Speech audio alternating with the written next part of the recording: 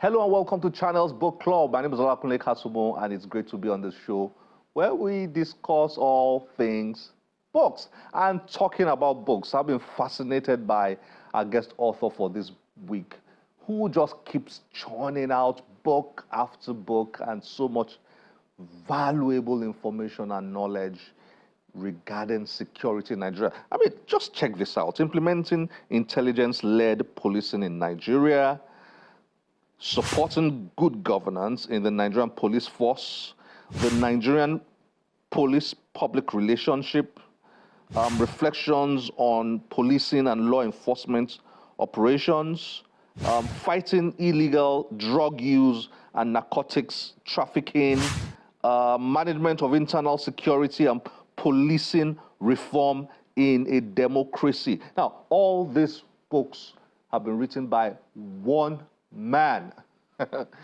Dr. Charles Omole. I'm just fascinated by people who just churn out so much knowledge and information.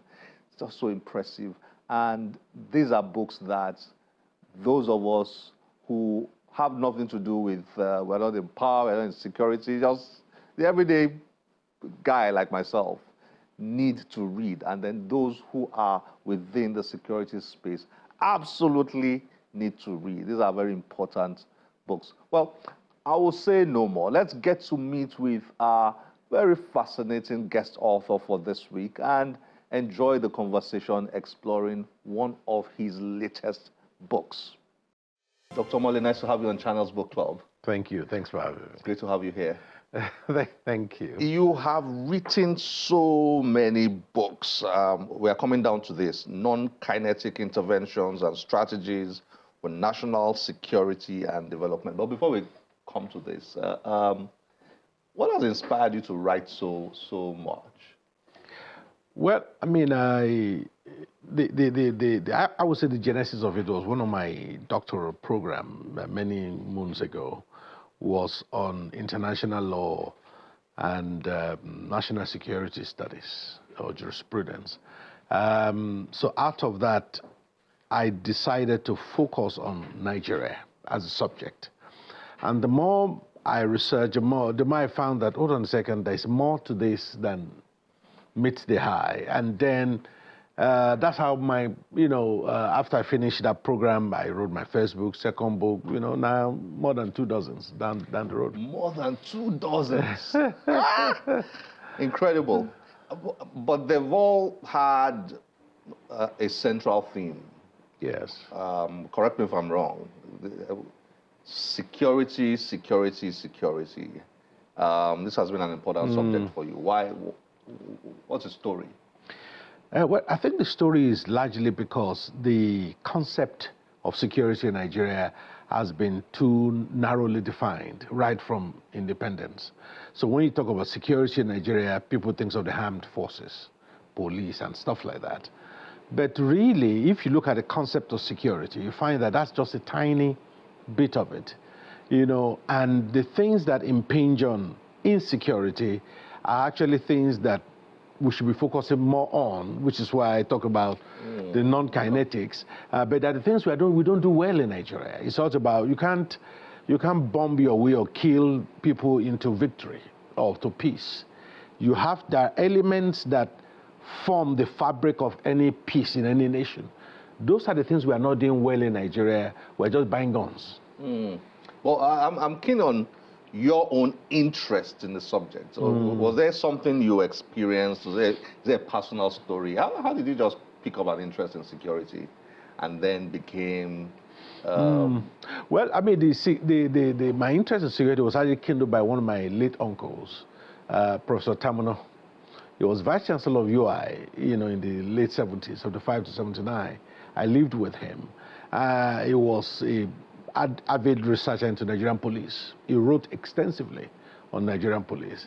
So we'll sit down in those days and talk a lot. That's the story I was looking for. I knew there had to be a story. Okay. Yes. So we spoke a lot about policing and all that, and he wrote extensively on policing. So clearly, when I now wanted to do my research, I had the option of using 2-3 European countries who were even paying me to come and use their as their policing as a sort of subject matter. But I decided against all that and came to do it in Nigeria at my own cost, use Nigeria as the subject matter. Because one of the things I also found out quickly is the fact that a lot of security decisions in Nigeria are not evidence-based. You know, things are just happening in a haphazard way. And I felt that there's a need to institutionalize certain sort of evidence-based security implementation, which we are still far from it because the people they are always put in charge are not people that know what to do. Incredible. I mean, before I dive in here, one last question for context's sake. So over the years, you have been involved at consultancy levels with security agencies in Nigeria. Can you tell us a little bit about that? I lived in England for decades, and I returned a few years back, headhunted by the 9th National Assembly. The speaker then, Right Honorable Femi Gbajabiamila, reached out to me.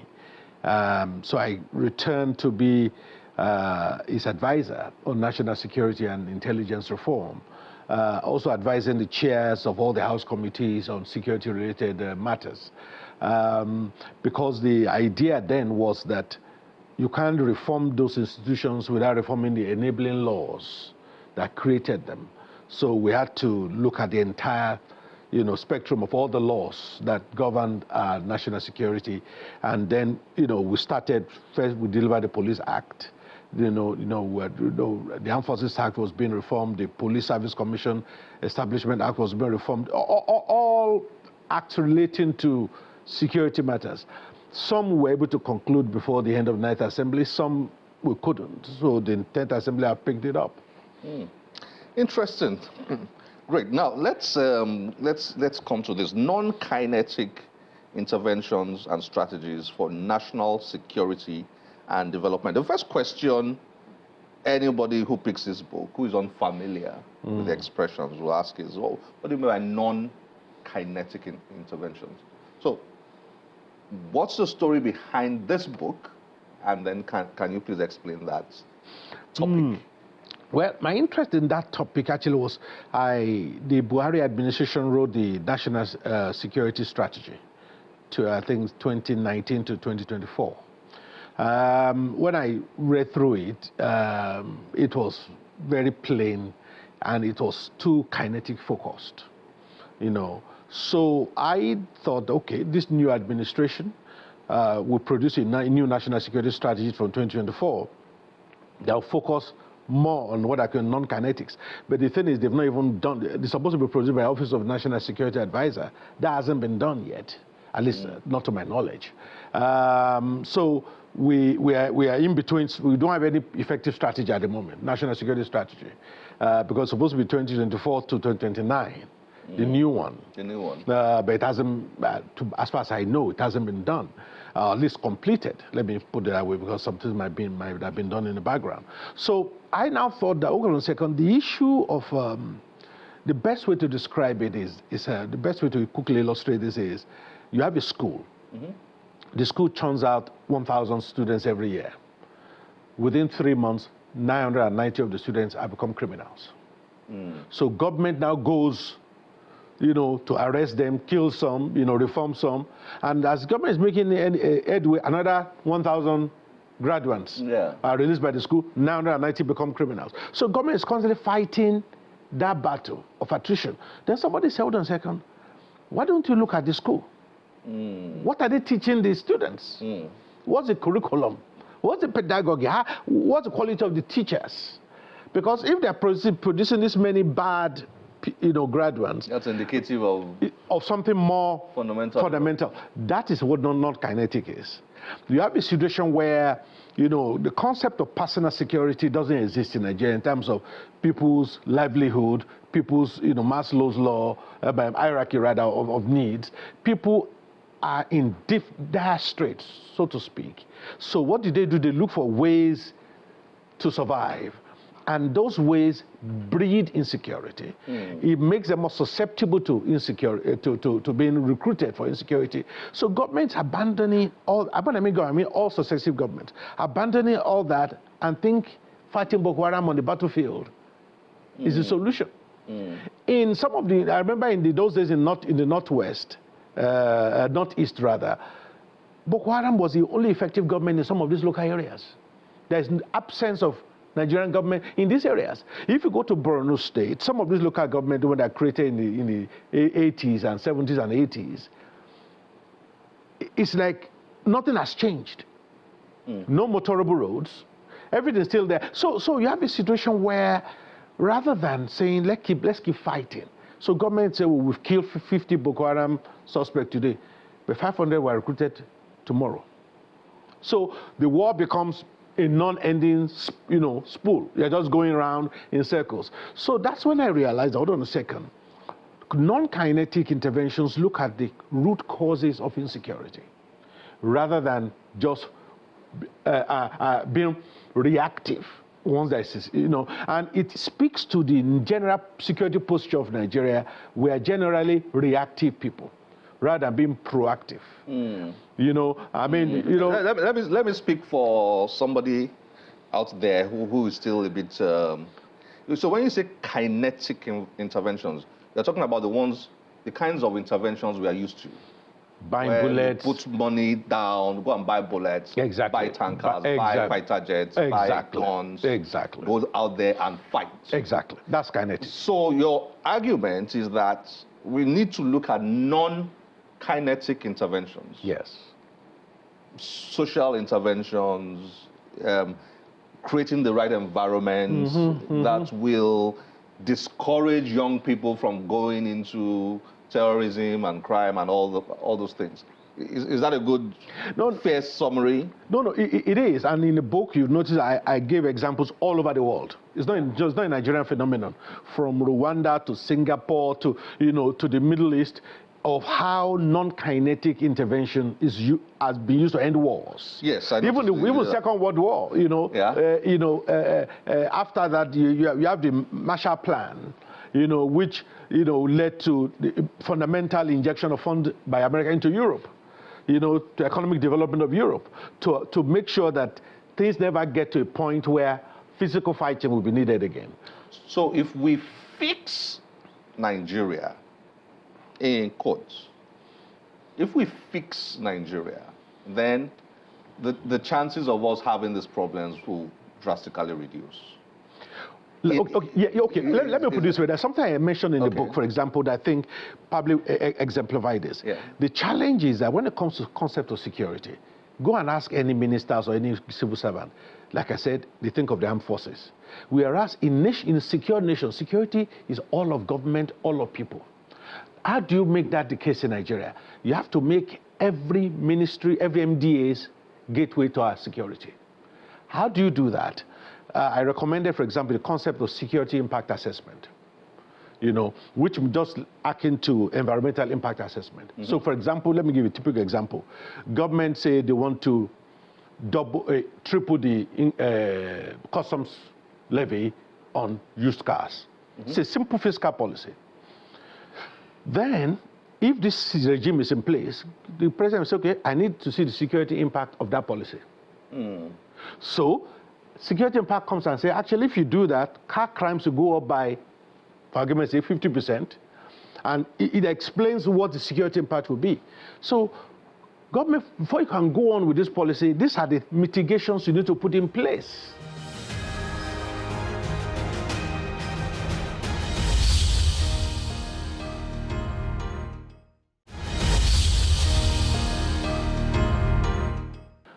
Policing in England, in Europe, everywhere, the philosophy is 90% of the people are generally law-abiding.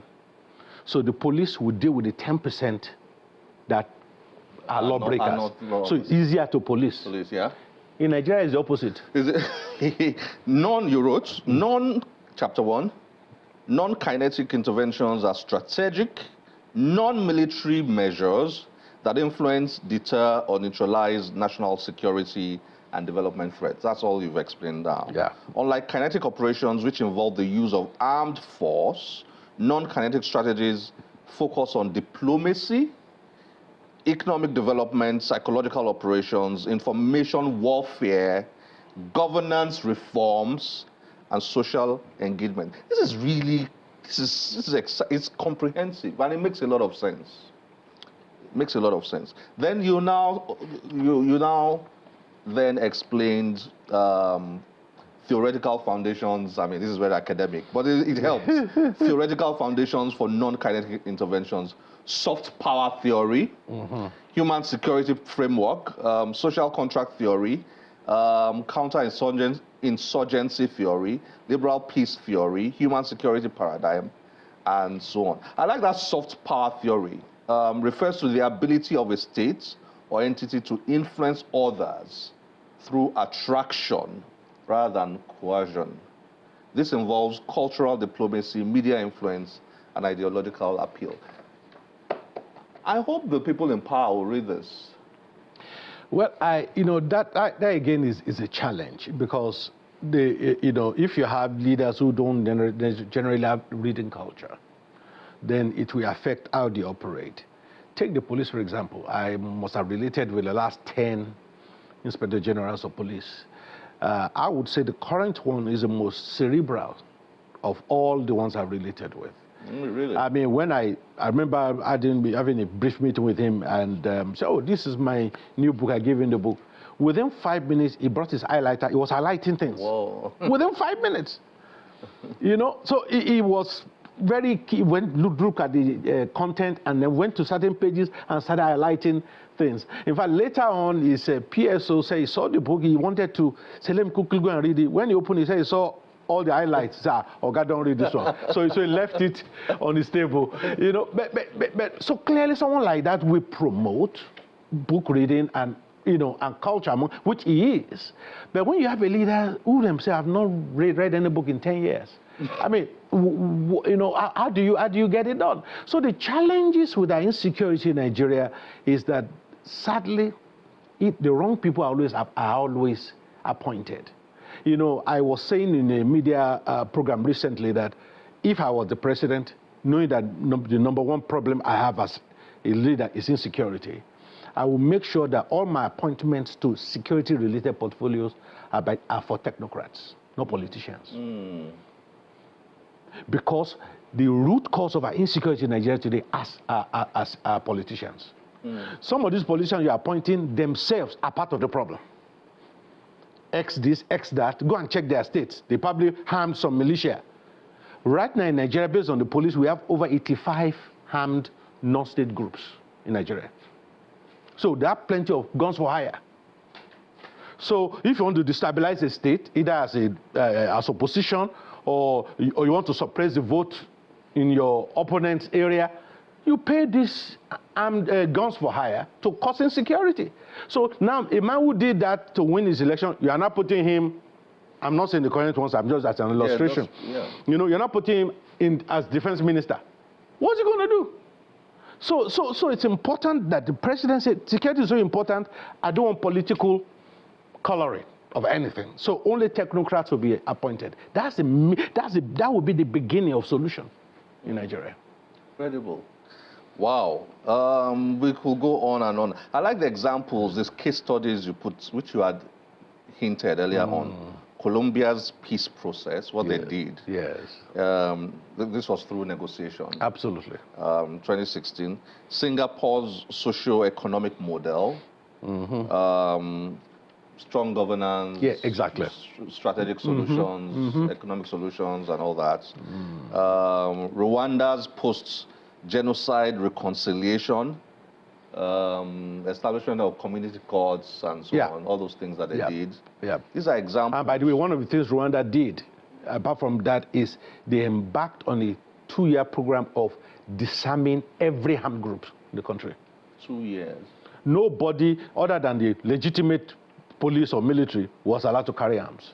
Wow. I mean, now we have a situation in Nigeria where Nigeria as a nation, we are now hostage to armed groups.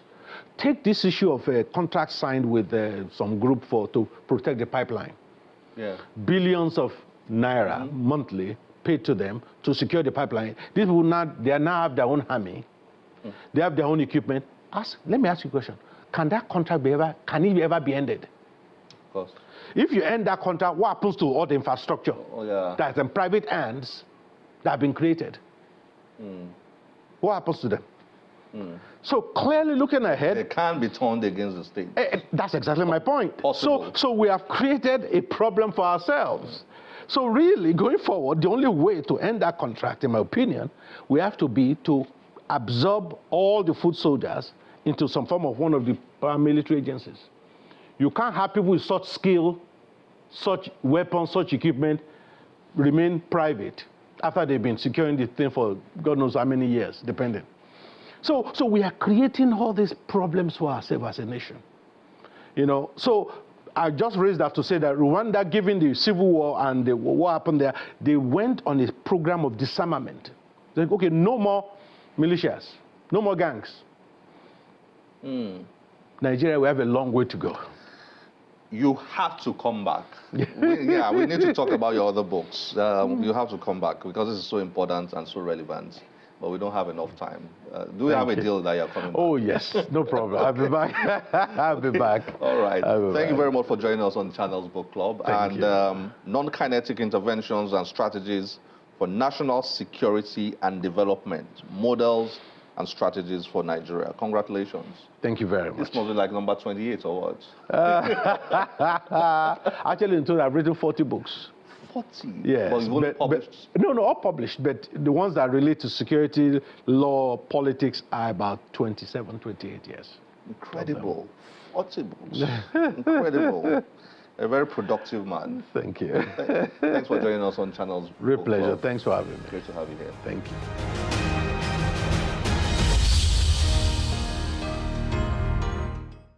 Now, that's an author we want to have on this show again. So much packed in there, But time is never a friend on Channels Book Club, and we do wish he had more time to talk about security and his other books. We will bring him in sometime soon, hopefully. Well, let's go all the way to Abia State. There's a new book in town. Enjoy this.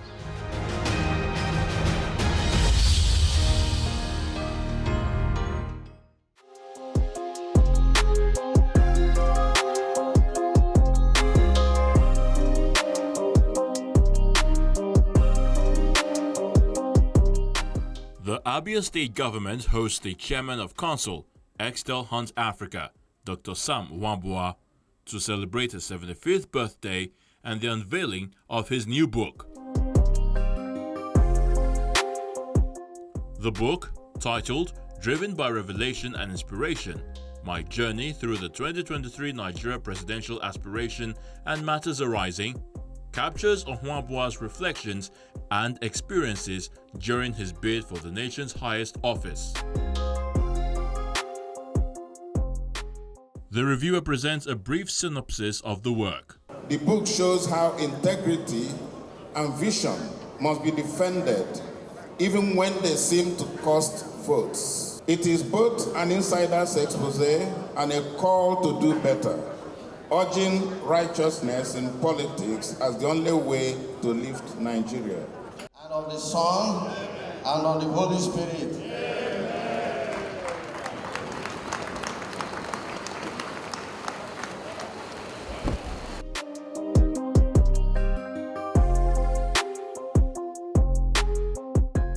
This my book helps expose that wrath in our political system, and why, if that rot is not corrected, Nigeria may keep going through cycles. Because until the best takes on political leadership, our country will sub-optimize. That's the essence of the book. The 250-page book is an insider's account of Nigeria's political culture, penned by the Abia-born elder statesman and former chairman CEO of Pfizer Products plc.